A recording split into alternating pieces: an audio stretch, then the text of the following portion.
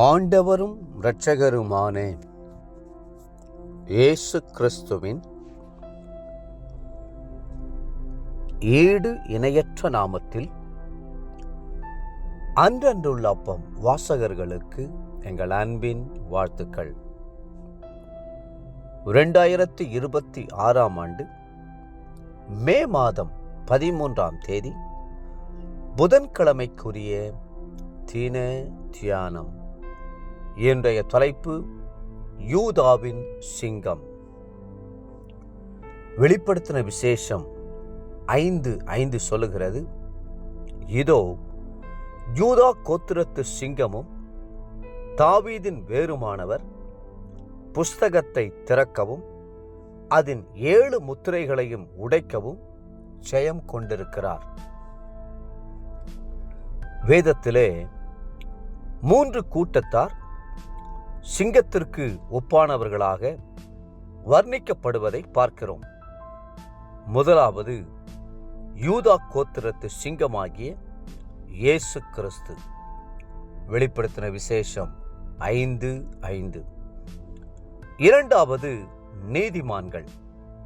நீதிமொழிகள் 28:1. மூன்றாவது யாரை விழுங்கலாமோ என்று சுற்றித் திரிகிற பிசாசானவன். 1 பேதுரு 5:8. பிசாசானவனை வேதம் சிங்கம் போல் என்று சொன்னாலும் அவன் சிங்கத்தைப் போல தைரியம் உள்ளவன் அல்ல. வேதம் சொல்லுகிறது யாக்கோபு 4:7, ஆகையால் தேவனுக்கு கீழ்ப்படிந்திருங்கள், பிசாசுக்கு எதிர்த்து நில்லுங்கள், அப்பொழுது அவன் உங்களை விட்டு ஓடிப்போவான். பிசாசு பயந்த சுபாவம் உள்ளவன், ஏற்கனவே தோற்கடிக்கப்பட்டவன். கிறிஸ்து சிலுவையிலே அவனுடைய தலையை நசுக்கினார். அவனுடைய வல்லமை, அதிகாரம் எல்லாவற்றையும் பிடுங்கிவிட்டார். நீதிமான்கள் தைரியமாய் அவனை எதிர்த்து நின்று ஜெயம் பெறுவார்கள்.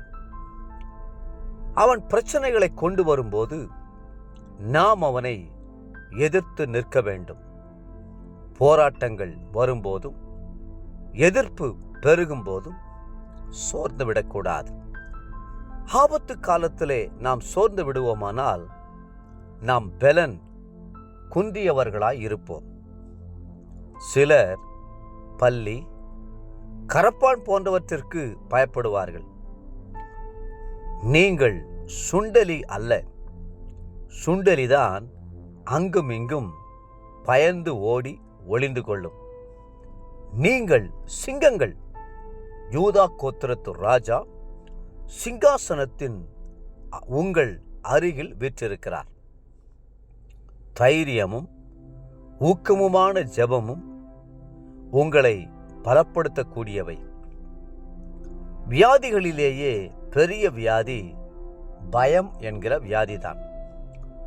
சிலர் தோல்வியான எதிர்மறையான வார்த்தைகளை பேசி நோயாளிகளை பயமுறுத்துவார்கள். இந்த நோய் வந்தால் 100 ஒருவர்தான் பிழைப்பார் என்றும், எனக்கு தெரிந்த 20 பேருக்கு இந்த நோய் வந்ததில் 19 பேர் மரித்து விட்டார்கள் என்றெல்லாம் சொல்வார்கள். இதை கேட்கும் நோயாளி பயத்திலேயே மரித்து போய்விடுவார். ஆனால் நீதிமான்களோ இப்படிப்பட்ட வார்த்தைகளுக்கு பயப்படாமல் சிங்கத்தைப் போல தைரியமாய் இருப்பார்கள். பேதுருவும் யோவானும் பேசுகிற தைரியத்தை ஜனங்கள் கண்டு அவர்கள் படிப்பறிவில்லாதவர்கள் என்றும் பேதமை உள்ளவர்கள் என்றும் அறிந்தபடினால் ஆச்சரியப்பட்டு அவர்கள் இயேசுவுடனே கூட இருந்தவர்கள் என்றும் அறிந்து கொண்டார்கள். பேதுருவின் தைரியத்தின் ரகசியம் என்ன? அவர் இயேசுவோடு இருந்தவர் என்பதே. சிங்கத்தோடு இருக்கிற குட்டிக்கும் சிங்கத்தைப் போல தைரியம் உண்டாகிவிடும். நாம் எவ்வளவுக்கு கர்த்தருடைய பிரசன்னத்தில் இருக்கிறோமோ, எவ்வளவுக்கு ஆவியினால் நிரப்பப்படுகிறோமோ, அவ்வளவுக்கவ்வளவு தைரியமும் வல்லமையும் நம்மில் தங்கும். பேதுருவும் யோவானும் பெரிய வேத சாஸ்திரிகள் அல்ல. ஆனால் அவர்கள் பரிசேயர் சதுசேயர் முன் சுவிசேஷத்தை தைரியமாய் அறிவித்தார்கள். பெரிய எழுப்புதலை உண்டாக்கினார்கள். தேவ பிள்ளைகளே, தைரியமாயிருங்கள். கர்த்தர் உங்களோடு இருக்கிறார்.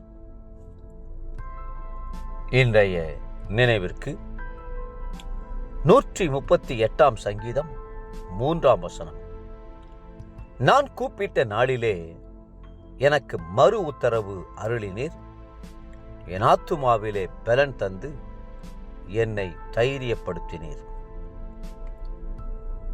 இன்றைய வேத வாசிப்பு காலை 2 ராஜாக்கள் 17 மற்றும் 18 அதிகாரங்கள், மாலை யோவான் 3 அதிகாரம் 19 36 முடிய.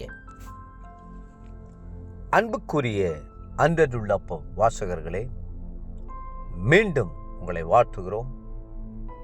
நீங்கள் சிங்கத்தைப் போல் தைரியமாயிருங்கள்.